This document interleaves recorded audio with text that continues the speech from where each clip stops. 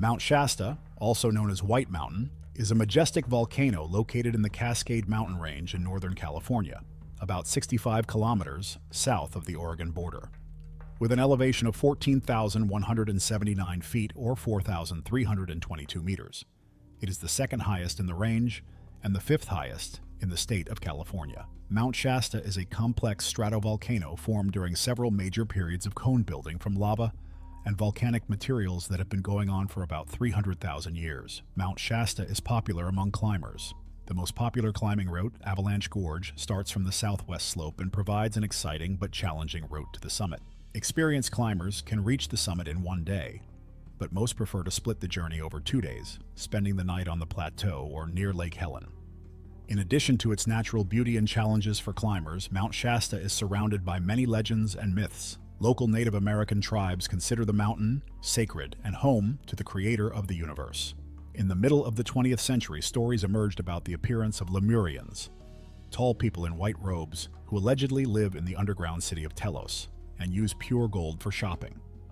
Thus, Mount Shasta is not only a significant natural site, but also the source of many cultural and mythological stories that continue to attract researchers and tourists from around the world. However, among the many stories from folklore, there are also some really strange and mysterious cases. In today's video, you will learn about some disturbing and unexplained mysterious incidents on Mount Shasta.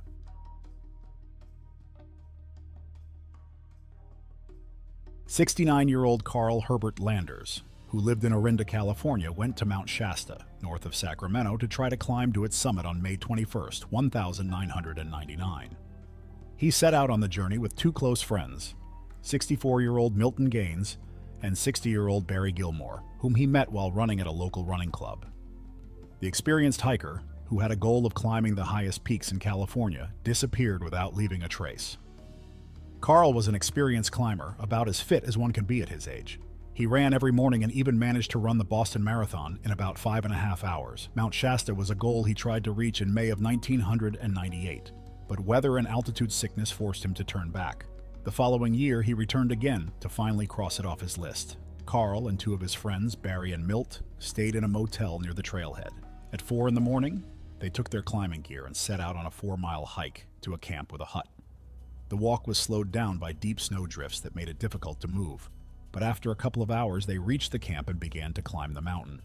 Because the snow had slowed them down, they didn't think they would be able to reach the camp on Lake Helen, so they stopped on the plateau for the night. Unfortunately, it was a difficult night.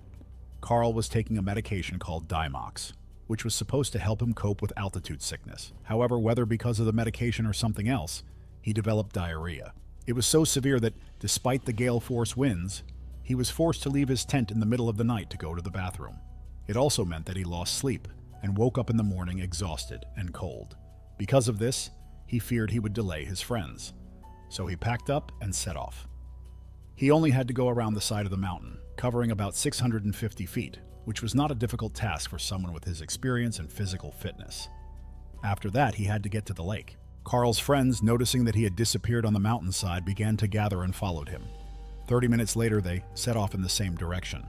Their plan was simple: to find out what the weather was like on the lake, and if it was favorable for climbing to the top, to return for supplies, and then continue on their way. However, shortly after Barry and Milt set out, Barry felt sick. He was forced to turn around and return to the plateau. Milt continued on his way and quickly reached the lake. He expected to meet Carl there, but he was nowhere to be seen. It was a clear day, so Milt assumed that Carl might have decided to continue on. He asked the boys in the camp if they had seen anyone who looked like him, and they said that a man matching Carl's description had already passed them and was heading up the mountain. Milt knew that Carl usually took his time. Since he was not feeling well himself, Milt decided to follow the man and try to catch up. But, despite his best efforts, he failed. The man was climbing the mountain extremely fast. Milt realized that it could not be Carl. When he got a better look at the stranger, his hunch was confirmed. The man's clothes were completely different from what Carl was wearing. Then Milt returned to the lake and asked people about Carl again. But no one had seen him since he had left the camp earlier that day. Milt assumed that they might have just missed him as he descended back to the plateau. With no other choice, Milt decided to continue on his way, hoping to catch up with his friends at their camp. However, when he got there around 5 o'clock in the evening, Carl was not in his tent. His gear was still there. Milt realized that Carl could not have attempted the summit in that condition.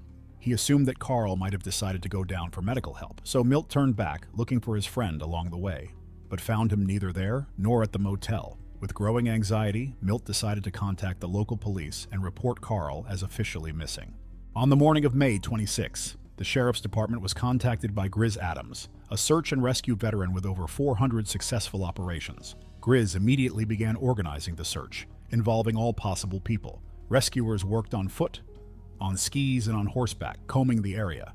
Air ambulance and California Highway Patrol helicopters equipped with infrared sensors were also involved in the search. Volunteers from neighboring counties and members of the running club to which Carl belonged played an important role. Their help was invaluable. Professional climbers also joined the search, thoroughly exploring every part of the mountain, descending all possible routes. Rescue dogs were also involved in the search, but they were unable to pick up Carl's trail. Despite this, the rescuers interviewed everyone who was on the mountain that day, but no one recalled seeing Carl near the lake or on the trail between the plateau and the lake. Eventually, the search grew so large that the headquarters had to be moved from the local schoolyard to the airport. However, despite all efforts, Carl was never found, nor was his equipment, which he had left behind that day. Rescuers were unable to find any trace of him. No fingerprints, no footprints, not even the remains of his body. If it wasn't for the equipment Carl had left on the plateau, it would seem that he had never climbed the mountain. This was the first case of a person going missing on this flat, uncomplicated mountain trail, which is used by up to 100 people every day. There are no crevices to fall into or places to hide a body. Locals even expressed the opinion that the mountain had simply swallowed Carl. It is important to note that the plateau where Carl disappeared is located above the tree line, so it is not a dense forest that could obscure visibility. It is a bare, rocky slope. People have put forward various theories about what happened to Carl, from abduction by Bigfoot to alien intervention. However, no evidence has been found to support these theories. Even today, almost 25 years later, Carl's disappearance remains an unsolved mystery.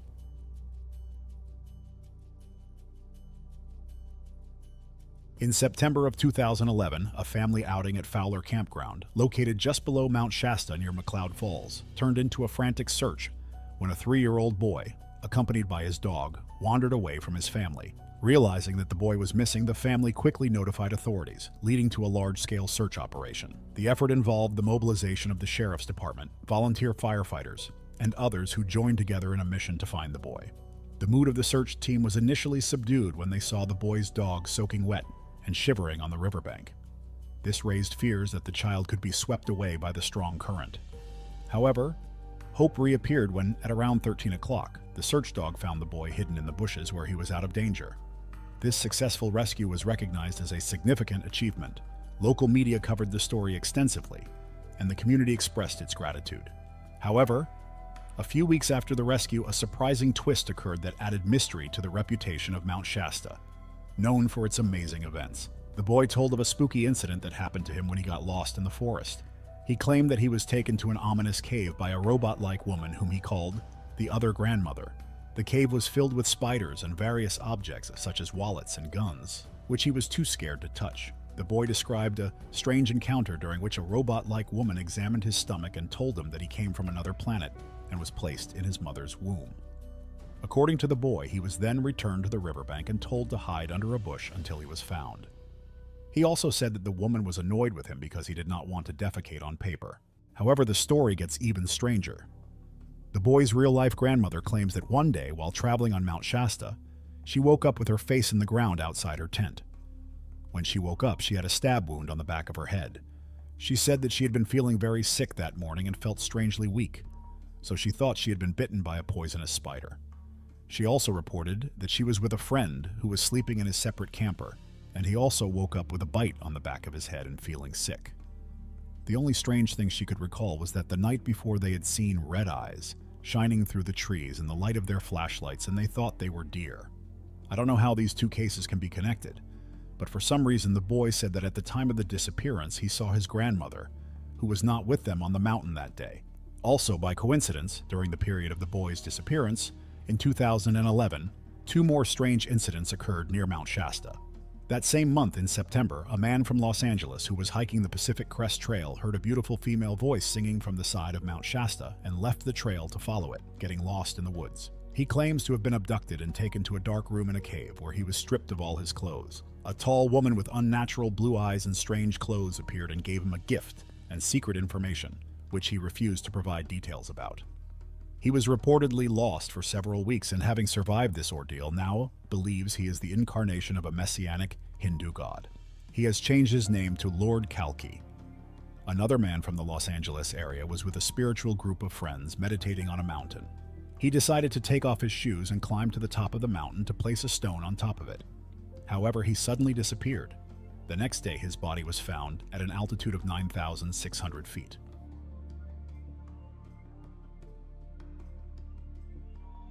In July of '94, James Arthur Warren and Sterling Look disappeared on Mount Shasta, one of the most mysterious of the many disappearances in the region. 42-year-old Warren and 35-year-old Luke went camping near Siskiyou Lake on July 17, 1994. The last time they were seen was around 21 o'clock on the same day. They planned to camp near the lake, but no one saw them after that. The next day, their tent was found undamaged and their car was parked nearby. Inside the camp, everything was still in place, which may indicate that they did not intend to disappear or go far. Searches conducted by local rescuers were inconclusive. Despite the use of helicopters, search and rescue dogs, and the involvement of numerous volunteers, no trace of the missing men could be found. The search continued for several weeks, but to no avail. Warren and Luke disappeared without a trace, leaving rescuers and the local community in complete confusion. The absence of any trace or evidence has given rise to many theories and speculations. Some believe that they may have been victims of an accident, perhaps falling into a nearby ravine or gorge. It has also been suggested that their disappearance could be linked to paranormal phenomena, as Mount Shasta has a rich mythology and is known for legends of UFOs and other mysterious phenomena. Since 1986, 11 cases of missing persons have been registered on Mount Shasta and the surrounding areas. No one has heard from or seen these people since then. However, the most famous disappearance was the one that occurred in 1904. According to legend, a British prospector named J. Brown discovered a lost underground city under Mount Shasta that year. He was hired by Lord Cowdray's mining company from England to search for gold. During his search, Brown came across a cave that led down 11 miles into the mountain. According to him, he found an underground village with mummies up to 10 feet tall, gold, shields, and other jewelry. 30 years after he told his story to a man named John Ruth, an expeditionary group gathered in Stockton, California, to explore the underground city. However, Brown never showed up for the meeting, and nothing has been known about his fate since. There are many theories about Mount Shasta. Some of them are thoroughly researched and supported by testimonies and stories, while others appear for no apparent reason or logic. Whether it's ghosts, lizard men, or mystical creatures that are said to live on the mountain, people will continue to travel there, hoping to see something they've never seen before. That's all for today. What cases do you know about Mount Shasta? And which theories do you believe in the most? Don't forget to like the video if you liked it, and see you in the next videos.